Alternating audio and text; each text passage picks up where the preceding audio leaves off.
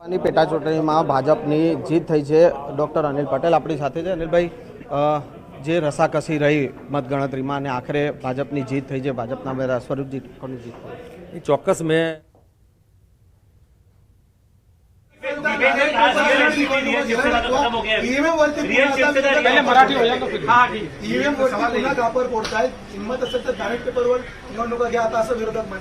आम्हाला ते माहितीच होतं, जर झारखंडमध्ये झारखंड मुक्ती मोर्चा जिंकला तर तिथलं ईव्हीएम टॅम्पर प्रूफ परफेक्ट एकदम जनमताचा कौल लोकशाहीचा विजय आणि महाराष्ट्रामध्ये हे धाराशाही झाल्याबरोबर लोकशाही खतऱ्यात आलेली आहे।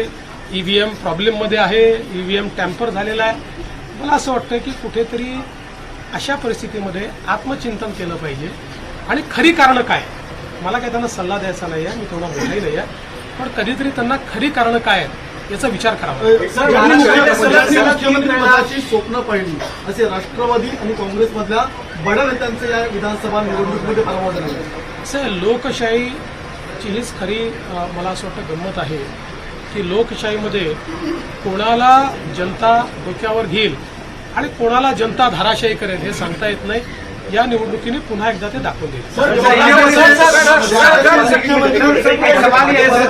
मोठ्या प्रमाणामध्ये यश मिळालेलं आहे। मागच्या वेळेस दातृत्व दाखवत भाजपाने एकनाथ शिंदेंना सीएम पद दिलं।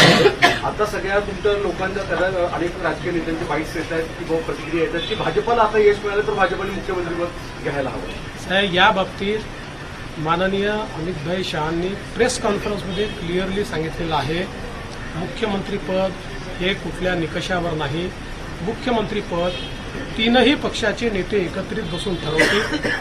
एकनाथराव शिंदेजी त्यांच्या पक्षाचे राष्ट्रीय अध्यक्ष आहेत, अजितदादा त्यांच्या पक्षाचे राष्ट्रीय अध्यक्ष आहेत आणि आमचे जे राष्ट्रीय अध्यक्ष आहेत त्यांना आमचं पार्लमेंटरी बोर्ड हे ऑथराईज करतं।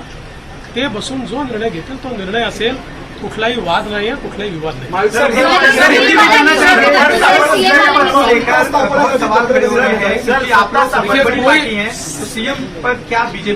सीएम पद के ऊपर कोई भी विवाद यहाँ नहीं होने वाला, क्योंकि पहले दिन से ये तय है कि चुनाव जब संपन्न होगा तो चुनाव के बाद तीनों पार्टियां मिलकर इसको तय करेगी।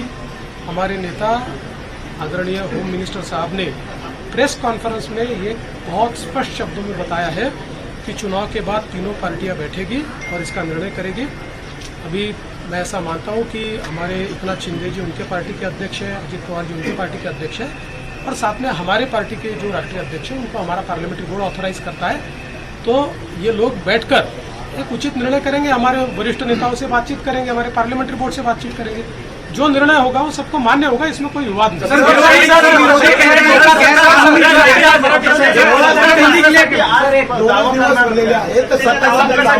बाबा आता पूर्ण रिझल्ट संपू द्या।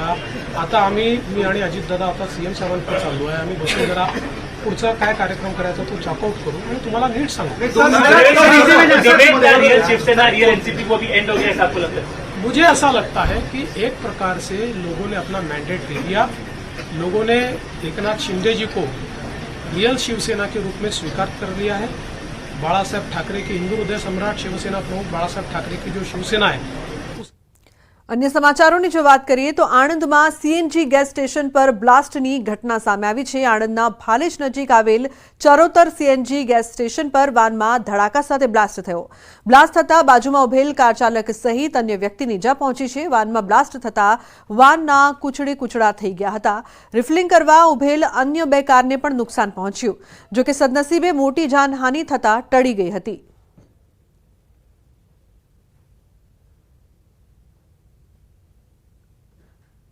तो ब्लास्टनी घटना बाद भागदौड़ मची हती। बाजुमां उभेला कार चालक सहित अन्य व्यक्तिने पण ईजा पहोंची छे।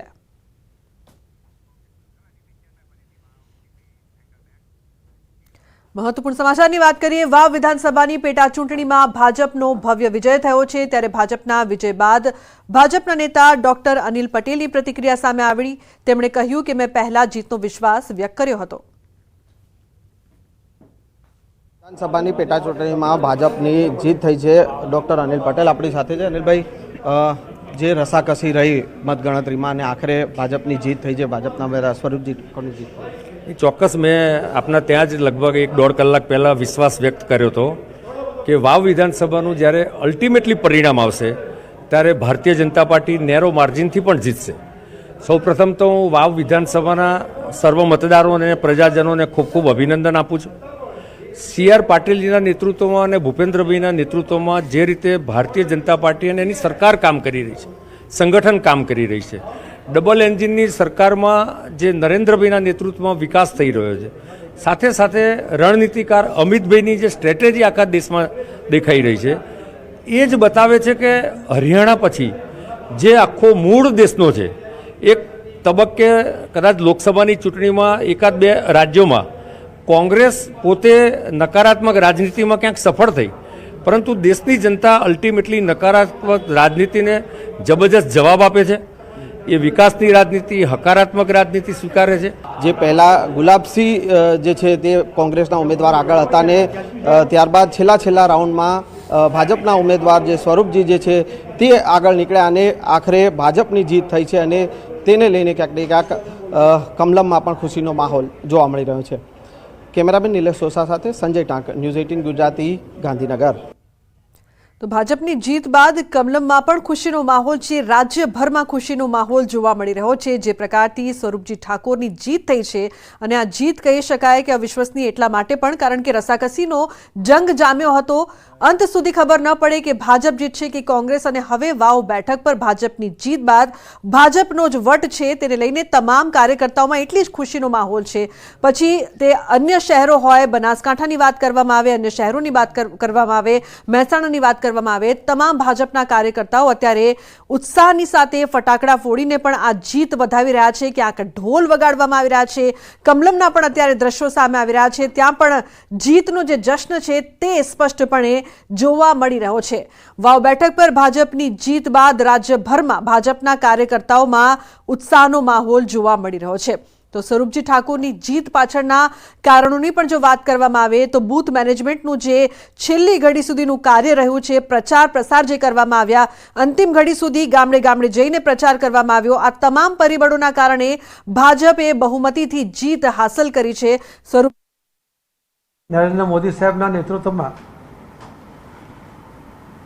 મહારાષ્ટ્રના મતદાર ભાઈ બહેનોએ અને ગુજરાતમાં વાવ સીટના બાય ઇલેક્શનમાં પણ ત્યાંના મતદાર ભાઈ બહેનોએ સંપૂર્ણ વિશ્વાસ વ્યક્ત કર્યો છે. મોદી સાહેબનું નેતૃત્વ, શ્રી અમિતભાઈ શાહ સાહેબનું માર્ગદર્શન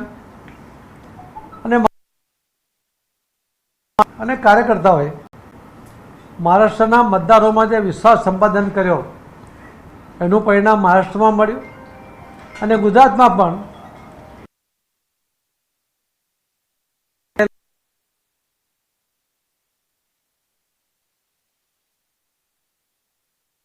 પાટીલ પણ જે પ્રકારની જીત થઈ છે તેને લઈને સંબોધન કરી રહ્યા છે. તમામ કાર્યકર્તાઓ ગુજરાતમાં કોંગ્રેસે ભારતીય જનતા પાર્ટીમાંથી એક વ્યક્તિને ત્રિપક્ષીય જંગ માટે ઊભો રાખ્યો, પરંતુ એમના કારનામા એમાં એ ફાવી શક્યા નહીં.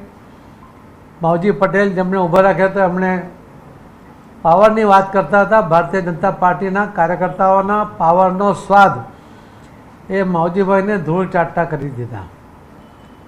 કોંગ્રેસના લોકસભામાં જીતેલા ઉમેદવાર લોકસભાના ઇલેક્શનમાં પણ સિટિંગ એમએલએ હોવા છતાં ત્યાંના મતદારોએ એમને નકાર્યા હતા, એમને માઇનસમાં રાખ્યા હતા. ત્યારે જ એમણે વાવના આ એમએલએ એમના કાર્યશૈલીથી નારાજ થઈને એમના વિરુદ્ધમાં મતદાન કર્યું હતું. આ વખતે પણ વાવના મતદારોએ મોદી સાહેબના નેતૃત્વમાં વિશ્વાસ કરીને વિકાસને મહત્ત્વ આપીને એમના વિસ્તારનો વિકાસ થાય એના માટે મોદી સાહેબના નેતૃત્વમાં અનેક યોજનાઓનો લાભ પણ એમના ઘર સુધી પહોંચે એના માટે, એમની આવનારી પેઢીનું ભવિષ્ય પણ બ્રાઇટ થાય એના માટે એમણે ભારતીય જનતા પાર્ટીના ઉમેદવારને મતદાન કરીને જે જીતાડ્યા છે એના માટે હું વાવના સૌ મતદાર ભાઈ બહેનોનો ખૂબ ખૂબ આભાર માનું છું. કાર્યકર્તાઓ અને આગેવાનોએ જે જહેમત કરી એ સૌને ખૂબ ખૂબ અભિનંદન આપું છું. અને મહારાષ્ટ્રમાં પણ અકલ્પનીય જીત મેળવી કોંગ્રેસ, એનસીપી અને શિવસેના આ ત્રણેયની સામે અસ્તિત્વનો સવાલ આવીને ઊભો છે. કદાચ એમના વાવટા એ વાળવા પડે એવી સ્થિતિ છે. એ વાવટા એમના સમેટાઈ ગયા છે અને એ રીતે એમનું અસ્તિત્વ સામે આવીને ઊભું છે. ત્યારે એમણે આમાંથી પાઠ લેવો જોઈએ કે લોકોને વિકાસમાં રસ છે, લોકોને આક્ષેપો કરીને પોતાનું ધ્યાન પોતાના તરફ ખેંચવાનો જે પ્રયત્ન થાય છે, દેશના હિતને પણ નુકસાન પહોંચાડાય એ પ્રકારના નિવેદનો થાય છે, એ દેશના મતદાર ભાઈ બહેનો ક્યારેય એને બરદાસ્ત કરતા નથી, એને સહન કરતા નથી. અને એ બધાનું પરિણામ એ આજે મહારાષ્ટ્રમાં પણ જોવા મળ્યું છે. મહારાષ્ટ્રના મતદાર ભાઈ બહેનોને પણ એમણે લીધેલા નિર્ણય માટે એમના આભાર માનું છું.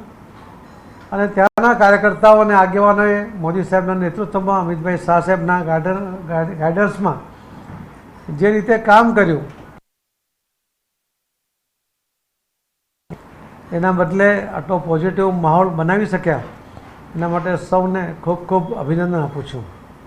અને વિશ્વાસ છે કે મોદી સાહેબના નેતૃત્વમાં દેશ જે રીતે પ્રગતિ કરી રહ્યો છે એના સારા ફળ એ મહારાષ્ટ્રને પણ મળશે જ એવો મને વિશ્વાસ છે. ધન્યવાદ. સાહેબ, બટેંગે અને કટેંગે એક હે તો સેફ છે, તો આ જે સ્લોગન છે આ વખતે ચૂંટણીમાં કેટલું કામ રહ્યું છે?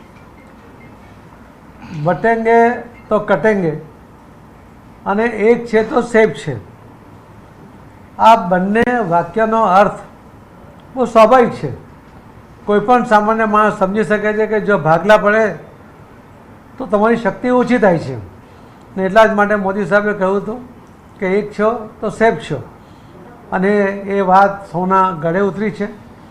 આ વખતે ન કોઈ બટા ઉસકે લીએ ન કોઈ કટા.